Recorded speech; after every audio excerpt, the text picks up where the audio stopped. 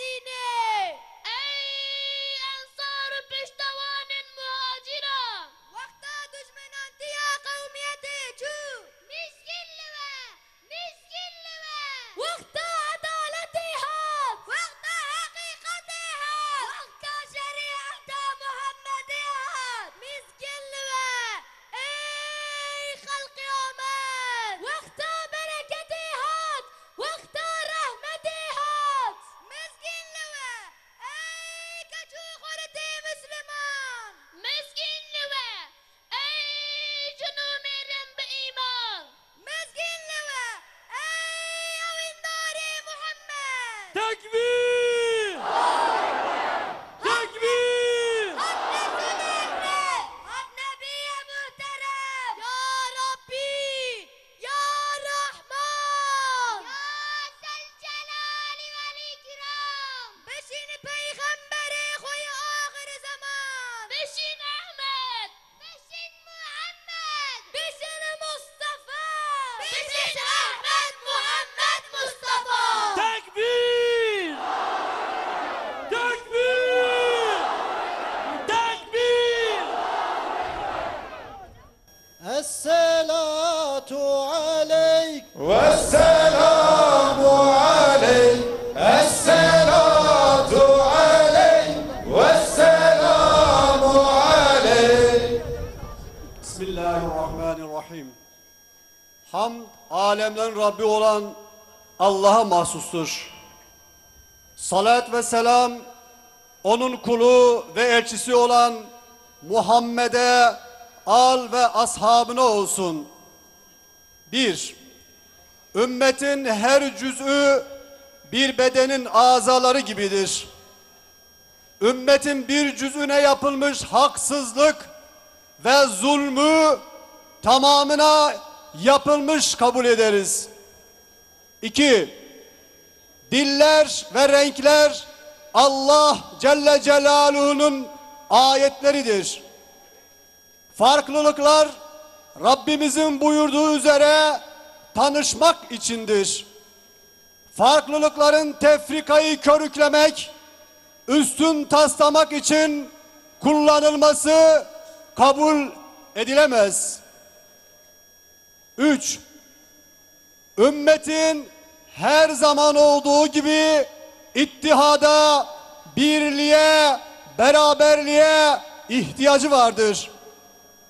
Ümmet bir ve beraber olursa güçlüdür.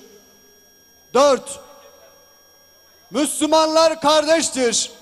Kavmi farklılıklarımız birbirimizi dışlamamıza, birbirimize karşı üstünlük taslamamıza sebep olmamalı.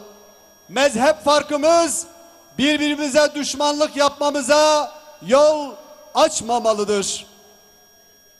5. İslam ülkeleri ve Müslüman toplumların nüfusları oranında temsil edileceği bir kurul oluşturulmalı.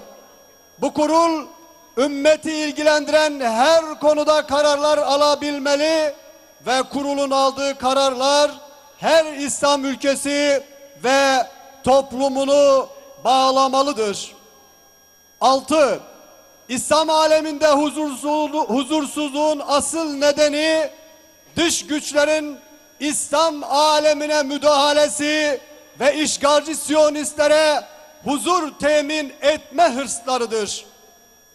Dış güçlerin İslam ümmetine müdahalesi son bulmalı, Siyonistlerin işgal ettikleri topraklardan çıkartılması İslam ülkelerinin öncelikli hedefi olmalıdır.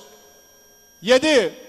Müslümanlar şerde değil, hayırda yarışmalı, iyilik ve takva üzere yardımlaşmalıdırlar. Müslümanların birbirleriyle çatışması sadece düşmanlarına yarar.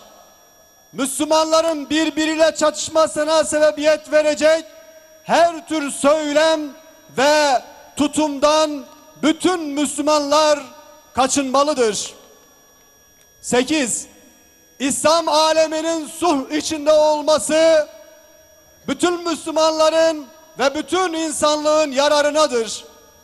Her Müslüman İslam aleminde sulha hizmet etmelidir. 9. İslamsız bir Türklüğün, İslamsız bir Kürtlüğün, İslamsız bir Araplığın Allah katında hiçbir kıymeti yoktur. Hepimiz İslam'la şeref kazandık. Kürt'e de, Türk'e de, Arap'a da şeref veren aziz ve muazzez İslam'dır. Tekbir! Tekbir! Tekbir! 10. Başımıza gelen musibetler İslam'dan uzaklaşmamızdan kaynaklanıyor. Bu musibetlerden kurtulmamız, yeniden nefsimizden ailemize, ailemizden toplumumuza, toplumumuzdan devlet idaresine, hayatın bütün alanlarında İslam'a sarılmamızla mümkündür. 11. Allah Celle Celaluhu her hak sahibine hakkını vermiştir. Talep edilmesine bakılmaksızın Allah'ın vermiş olduğu bütün haklar sahiplerine verilmelidir. 12. Diller Allah'ın ayetlerindendir. İslam hiçbir dilin yasaklanmasına izin vermemiş, aksine bütün dillerin gelişmesine imkan sağlamıştır. Hiçbir dile yönelik kısıtlama ya da yasaklar kabul edilemez. Hiçbir Müslüman bu yasaklardan yana olmamalıdır. 13. İslam kardeşliğimizin esasıdır. Halkımızı İslam'dan koparmaya çalışmak, özünden koparmaya çalışmaktır. Hiçbir güç bugüne kadar halkımızı İslami kimliğinden koparamadı, bundan sonra da koparamayacaktır. Tekbir! Tekbir! Tekbir! Bu yönde bir çaba içinde olanlar bu gerçeği görmeli. Müslim, gayrimüslim, herkese zarar veren bu tür çabalara artık son vermelidir. 14. Sorunlarımızı çatışarak değil, sulh içinde çözersek hepimiz huzur ve selameti buluruz. Hepimiz öncelikle sulhtan yana olmalıyız. Peygamber Sevdaları platformu adına okuduğumuz bu metini dinlediğiniz için Allah razı olsun. Allah hepinizin kabul etsin hayırlarını, ecirlerini inşallah ve tekrardan hepinizi Allah'a emanet ediyoruz. Esselatu aleyk Vesselamu aleyk. Esselatu aleyk. Vesselamu aleyk.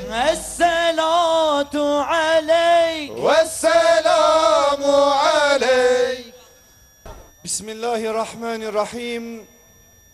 Elhamdülillahi Rabbil alemin. Vessalatu vesselamu ala Resulina Muhammedin ve ala alihi ve ashabihi ve etba'i